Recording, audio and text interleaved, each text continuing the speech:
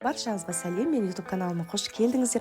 Бүгін сіздерге өте қарапайым заттардан тұратын, бірақ өте дәмді етті бәліштің рецептін ұсынамын. Видеоны соңына дейін көріңіздер. 200 грамм айранға ерітілген 100 грамм сары майымызды, бір жұмыртқамызды, жарты чай қасық тұзымызды салып, тұзы ерігенше жақсылап араластырып аламыз. Енді 400 грамм ұнның жартысын және қопсытқышты қосып, венчикпен бір араластырып аламыз. Сосын ұнның қалғанын қосамыз, илегенге кішкене алып қаламыз. Қамырымызды асықпай илейміз. Осы әдіспен илесеңіздер, қамырларыңыз өте нәзік болып шығады.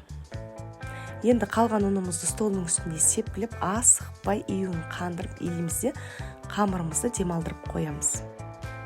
Қамыр демалғанша салмасын әзірлейміз. 400 грамм фаршқа 2 картоп, 1 пияз, тұз татымына қарай, қара бұрыш, қалауыңызбен кез келген өзіңізге ұнайтын дәмдеуішті қоссаңыз болады.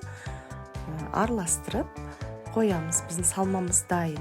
Және де қалауыңызға қарай ішіне кез келген салмаға алмастырып, тауықтың етінен әртүрлі жасай берсеңіз болады. Енді қамырымызды видеодағыдай екіге бөлеміз. Бір бөлігі үлкендеу, бір бөлігі кішілеу. Үлкендеу бөлігін біз иілеп, яғни бәлішіміздің асты болады. Ұзыншалау, сопақшалау болмаса, дөңгелек етіп жайсаңыз да болады, оны өзіңіздің қалауыңызға қарай. Өстіп табаға пергамент қағазын төсеп, қамырымызды орнатып, үстіне салмамызды саламыз. Салмамызды жақсылап жайғастырып шыққасын, екінші бөлік қамырымызды дәл солай жайып, пирогымыздың үстін жабамыз.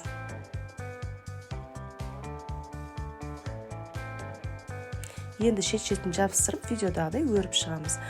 Пирогымыз ісіп кетпес үшін ортасын тесіп, және бетіне жұмыртқаның сарысын жағып, өзіңіздің қалауыңызбен күнжітті себеміз. Осы пирогымызды қызып тұрған 180 градус пеште 40-45 минуттай пісіреміз. Осымен біздің бәлішіміз дайын.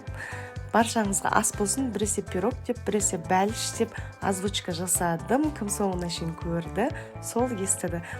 Егер де видеоның соңына дейін көрсеңіздер, мен көрдім деп жазыңыздар. Сіздермен бірге болған мен Рахатай.